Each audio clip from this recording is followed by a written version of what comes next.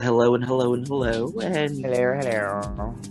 I wanted to say hello to everybody out there. And we have created a group of four guys that plan to change the way you look at magic and the world around you. I'm Papa O. I'm Iris Fade. I'm I'm Rain. Abraham.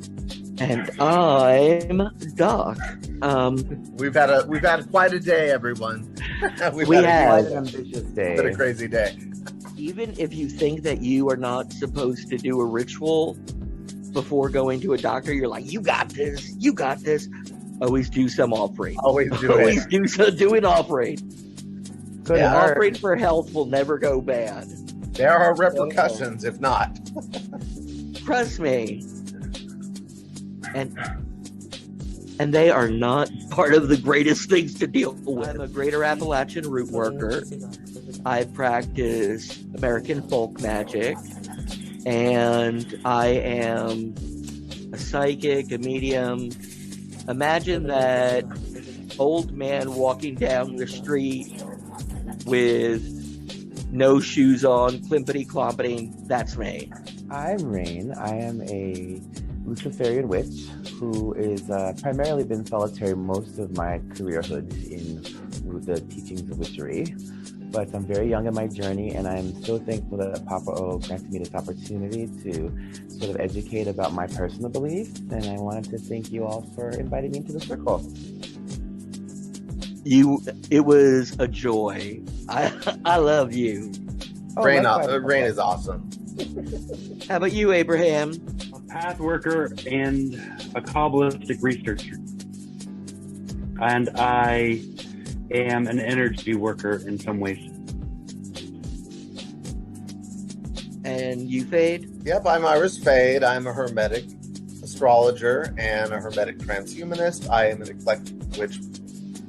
And I would say I'm more of a remote psychometrist than anything as far as my extrasensory ability. If anybody's received a reading from me, they know that sometimes I pick up on images that just flash. And that's not a sometimes. That's more like a constant chaotic flow of images that come from other people's lives and everything around me. So Don't that you is do me. that? Don't you do that as a profession? Yes, I do. What is that? What is the process with your dream sequence? How does it work for for the everyday pagan? Okay, so a dream sequence essentially is going to be a guide through your own personal cosmos. It's going to be a guide based on not only on my own intuition, but any information you provide me, such as your astrological birth chart, your palm, your name, photographs, any forensic evidence that I can use to then focus on it and scry into it, or scree as some people say, and learn information. I just pick up images and impressions. I then use the knowledge base that I have to weave an animated dream sequence for you. So the dream sequence is scored with music. It's narrated by me. In the future, who knows? There might be other people that will narrate the dream sequences. This is going to be a dream sequence. The dream sequences are a phenomenon on the animation level that just take you through a hypnotic journey to educate you on the mysteries of you. That's one of the things that I felt it was like. To me, it felt like a tapestry. You were dealing with an Athena's tapestry, where it looks like life in motion. Where do you want to go with your dream sequences? Where do you see it going? So the dream sequences, I definitely want to see the dream sequences become a career, a full-time career, because I think, and I also want to train other people in doing dream sequences and involve everybody. I also want to use dream sequences in this platform to educate people. And finally, after that project is complete and I've set it up, I would like to start the Magus Core, Grand Magus Enterprises, and start a business engine for neo-pagan community members so that we are organized entrepreneurially. See, that's one of the things that before you create a community enterprise, first you got to create a community. Which is why it's so wonderful to have all of you. Well, that's one of the things that I focus on with my own practice is creating community, creating family bonds. We are so separated between each other that money just hemorrhages out of the neo-pagan community. Yeah. You know? And let's be honest. If you look at the pagan community, most of the pagan community lives below the poverty line. Rain and I were talking about this, so I know Rain has a lot to say about it as well. I do. We were talking quite extensively about it, as a matter of fact, and how being that I live in such a rural area. Well, it's not necessarily rural. I live in Albuquerque, but rural compared to like Los Angeles, New York, Chicago, New Orleans. You know, rural in the sense that there is a primarily Catholic and or Christian belief system in my area, and it's very difficult to find a pagan sense of community in such a small place. I'd like very much to outreach to my community just to at least educate them about my craft and at least get to the point where I can be comfortable walking in my own skin down the street, basically. Well, I'm going to tell you, when I first heard Luciferian, when I first heard, not today, but when I first heard about it, period, it makes you take a deep breath. Even if you're pagan, you know, it's like... So what people don't understand a lot of times when somebody says that is that it's not necessarily an anti-Christian faith when you're a Luciferian. Really, Lucifer is the original name of Phoebus Apollo. So the cosmic brother of Diana, or the moon goddess, or the huntress. Artemis. So it's a little understood thing, but when somebody says they're Luciferian, they usually mean they worship under the spirit of the male aspect of Venus. And it's a lesser known idea. It's also very ostracized and very misunderstood. Well, like all pagans. Abraham and I just went down a rabbit hole, and Lucifer is the only one who's not mentioned in the two rebellions in heaven. Lucifer is never even mentioned. Right. But then all of light is the opposite. Yeah. It's the opposite of Lucifugus. People get Lucifugus confused with Lucifer. Lucifugus is the light shunner. It is the master intelligence of the Klippa in Kabbalah. And there's the difference. People have gotten it all mixed up. Got it mixed up. But I also like the fact that while I am polytheistic, I do see Lucifer as my prime deity. The one that I choose to mention is the God of my understanding as my prime deity. But I do practice a polytheistic indoctrination. Eclecticism, yes. So I guess I could call myself an eclectic witch. I don't really like labels, but I do like to incorporate the Luciferian aspect of it because that is something that I hold very dear to my heart and it's very personal to me. To me, that's what I go by too. I think since I've been doing this for so long, you know, I took pieces from everywhere. I was like, oh, this works, I'm going to put it in my pocket. Oh, this works, I'm going to use this, you know, and I went through the world. Yeah. So it is, and I think that has made me a stronger witch. Absolutely. That I have questioned my own spirituality, you know, and it is what has shaped me into a root worker. Some of us, I know a little bit about it, but some of us who are going to be watching, will not understand what the definition of a root worker is. Could you define what a root worker does? A root worker is the basic healing man, spiritual man. He deals with both problems of the body, of the society, either magically or herbally. I look at myself in that aspect, but I do not consider myself shamanic. Okay. I use things that great grandmothers used, and my first teacher went with me, and the first 2 years were focused on herbal lore and herbal magic. Just my main goal is to create a community to support the people around us. If they need help, we put our foot out. If we don't do it, nobody else is going to. Yeah, totally.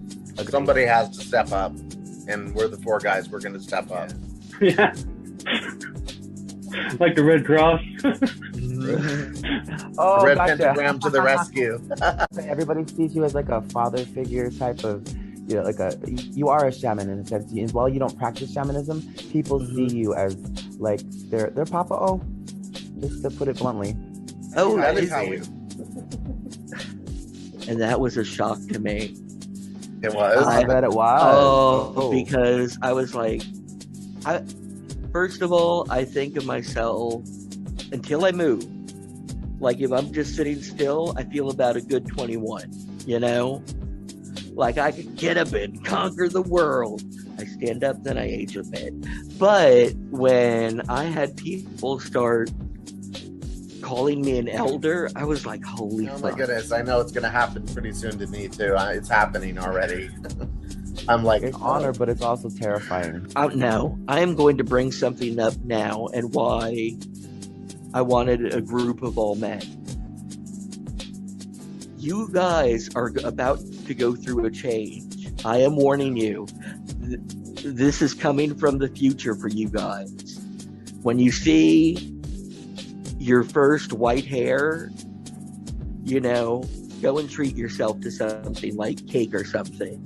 Like when you get bad news from the doctor, go out to lunch or something. You got to do stuff. I'm erring on the side of caution these days, but I'm also actively pursuing life right now. So it's a refreshing change to my reckless behavior train wreck path. So I do agree with you. There is a change coming, but it's a good change. It's I feel like the universe is conspiring to help us in a way, because out of all the conversations that I've had with Abraham and Fade, and now you, Papa, I just feel like this enormous sense of belonging in the circle. Like it's almost a convergence of energies. I was talking to Fade about it earlier.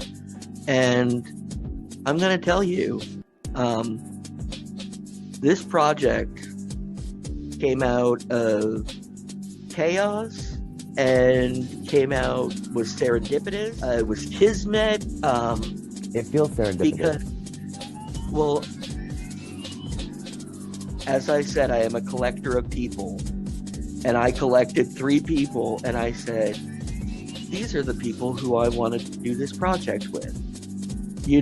Because when I picked all of your minds, they are brilliant and beautiful. You each have a different way of looking at things. And I found a lot of power in each one of you and a lot of strength. You guys were the 3 pillars that helped my pillars stand up. So good. I'm glad we could provide that for you. And you do that for me every day. Thank you. It's been wonderful. And I guess, Abraham, even though you're the hermit of the woods and the cleric of woodland life, everything, you're actually the youngest guy here, aren't you? Yes, I am. Yeah. But we just did the Book of Enoch together. Oh, yeah, and he's smart. That was crazy. Yeah. That transcendent. It is. And we sort of just clicked. Because even we were talking about some folklore and idea of divinity. We were talking about that the most primordial god it can get are the 4 elements. And then we said, wait, we brought up what the name of God was vibrations, yeah, boom. And so the first God is the heartbeat. And the thing about it, we never start without a heartbeat. Our heartbeat goes all the way back to the first heartbeat. Yeah, actually, that makes perfect sense. The monad, because when you get into primal metaphysics like that, you have the first consciousness that projected consciousness into the four elements, and the Tetragrammaton is actually the name of the four elements once established. So really, the monad is the first consciousness, and then the four elemental states of matter, such as fire, water, air, and earth, however, are really four states of matter. Now, they are the foundation, the throne of the monad. So Tetragrammaton is the fourfold name of God of the universe, but the monad is eternal. It's the infinite source light of consciousness. It's just light. That's energy. beautiful. I like that idea, and it kind of, going off of that, it kind of reminds me of the Greek myth. Well, I don't call them myths, but in Greek mythology, where it started out as chaos. Mm-hmm. Kind of the same principle, and it's probably like you're talking about this primordial energy that just feasts itself into existence. Where did it come from? Where is it going? What is it manifesting? I was vibing with what you were saying. Oh, okay. Yeah, like what is it manifesting? Where is it going? What is it going to do? What has it done? Where did it come from? And I have all these rich, beautiful questions, and I can't seem to conceive or wrap my mind around the existence of a higher power, because it's too magnanimous for me. It's too magnificent for me to even conceive. And I'm going to tell you, my first divine creature in my life are the ancestors. Mm. So it is like I pray to those who have passed along already. I do pray to what I would consider primordial. There's a primordial in every form of worship, but most people don't directly worship primordial forces. They channel the primordial forces through a god form, like an ancestral deity. And that's what I see people doing. It's not that everybody does that. There are people that worship primordial forces, but it's harder because it's harder for a human to understand or parse into their language. You know what I'm saying? To me, I think that the primordial gods are something that need to be reckoned with, something that they do, people well, just by the sheer fact of, let's just say, all the smog that we're having, okay? Should that not be recognized as, I don't know, that is almost what I'm feeling, you know? I'm feeling like there has been a haze over the United States of, to me, I think, transformative energy. And transformative doesn't mean good, nor does it mean bad. It means transformative. Like hexes from Fern Gully, kind of? Yeah. Yeah. I totally get that, and it resonates with me, because he's just like this. He is a primordial force, but he has to be contained, otherwise the chaos just ensues. Correct. Yeah, primordials are more yes. Well, and so this gets into animism. What Papa O was talking about really gets into the animistic perspective, and people totally misunderstand animism. They think, oh, well, you know, my plate's not alive. Well, you wouldn't be conscious of it if it didn't have a conscious energy. If there wasn't an intelligent living principle behind it, it wouldn't register to you. Because when you look at that thing and it gives you signals, it may be a very, very different form of intelligence. Maybe alien does, but it's not lifeless, or we wouldn't be able to conceive of it. You have life to it. There's a science to animism that is not recognized. To me, talk to everything. Talk to everything. That is how I approach my animism. I thought I was going do nuts. that, Nat? People think that I'm nuts, dude. It's unreal. I can't understand why people.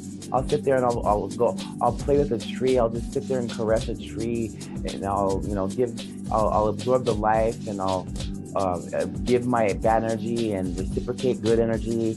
And my mom thinks I'm nuts. She's like, "What are you doing talking to that tree?" We're not a bath salts. We're just more aware of the consciousness around us. For crying out loud.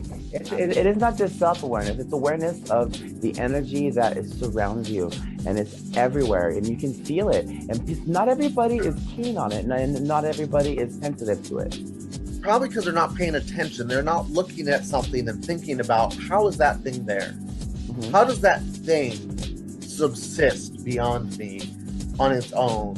They don't think about that, so they're just like, oh, that's a wallet. That's a penny. It's a thing. It's not me, so why does it matter? Well, that's a selfish view. The animistic view views everything as having life and vitality. Every form. Primal forces in the haze. A lot of the misinformation out there is playing with those forces that are just, like we've discussed before, quite dangerous. Yeah, like if you don't close a circle or you don't cast a circle. How do you feel about directly this? Worship the primordials? Not because they aren't to be acknowledged or because they aren't vastly intelligent, but because their intelligence is so powerful and alien to us that most humans can't approach it safely. Because lately there's been a move of people who do not believe in casting circle. Well, I'm old school with that. I'm old school. It's to protect me, it's to protect the people around me, it's to honor them. Because if you don't call the quarters and dismiss them with respect, you're unleashing these powers into our world that we can't. Once they're free, like a djinn.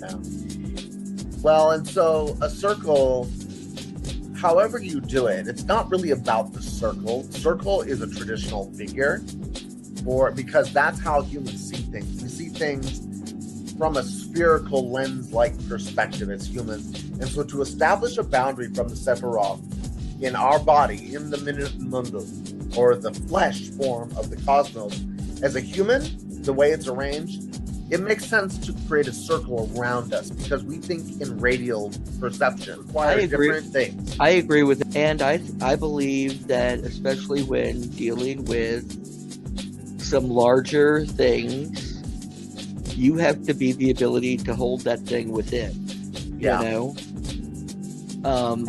And for humans, it's the circle. The circle is the manifestation of that protection for us. Maybe not for everybody, but for us, yeah, it's very, very common figure for us to establish a boundary. It's a circle around us. It's just how we do it.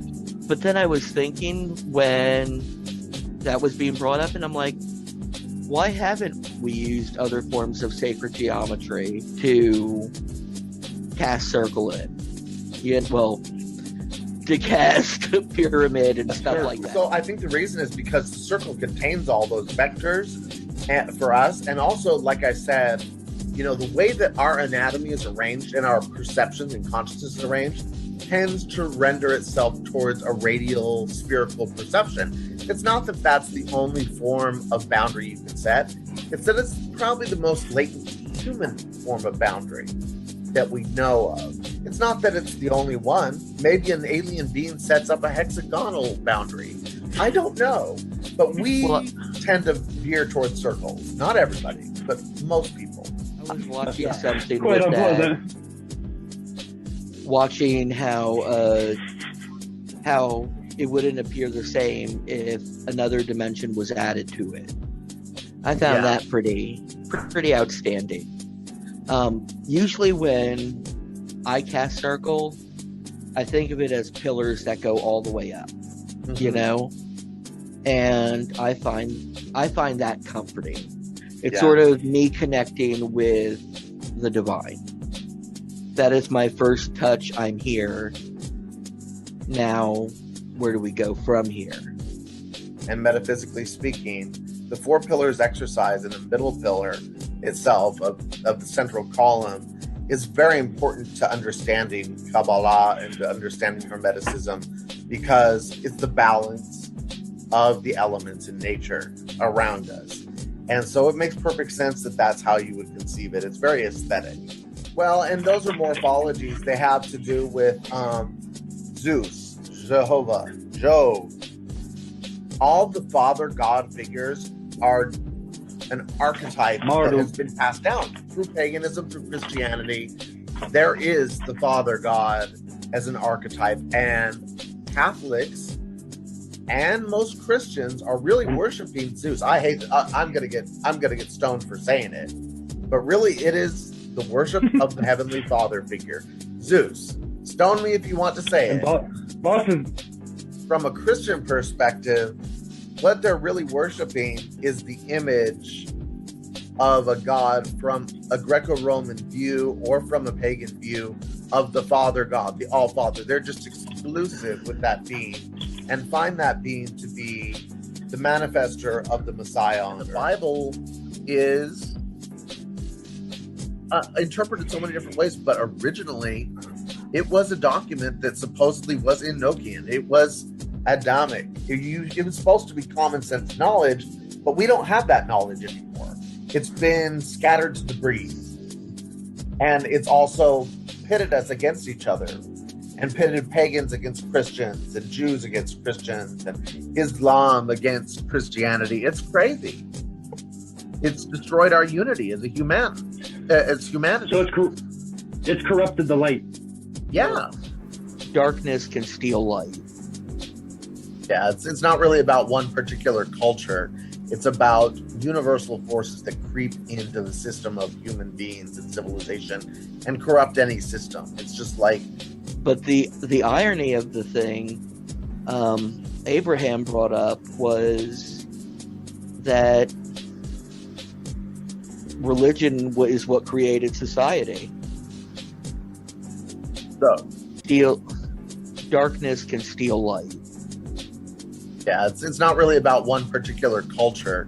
It's about universal forces that creep into the system of human beings and civilization and corrupt any system. It's just like... But the irony of the thing, darkness can steal light. Yeah, it's not really about one particular culture. It's about universal forces that creep into the system of human beings and civilization and corrupt any system. It's just like... But the irony of the thing Abraham brought up was that religion is what created society. So, darkness can steal light. Yeah, it's not really about one particular culture. It's about universal forces that creep into the system of human beings and civilization and corrupt any system. It's just like... But the irony of... From a non-monotheistic perspective, religion is not about any one organized belief. It's about a universal instinct in humans to create meaning out of chaos and to put order to that chaos and then create something meaningful or valuable out of what they are experiencing. And that's what really creates religion, is that primal, I'm in my house, what's going on? Why is my house here? Why do I need to build a house? Who's in charge of all this? And it's the answers we come up with and the experiences, the journeys we go on that creates our different religions. And because it's similar, we have different parties of groups that think alike and cling to their own beliefs. And that's the final thought for this episode. In the end, we have concluded that we are our spirituality. Together we can build a community of unity and diversity for all walks of life. If you liked this awesome dream sequence edition of Esoterica Unvarnished, please smash that button and let us know. If you would like a consultation or custom dream sequence for yourself, contact any one of the four guys in Messenger. Finally, subscribe to this channel for more riveting editions and bonus features. Much love on behalf of the four guys, Faith, the Wizard of Arcane Lore.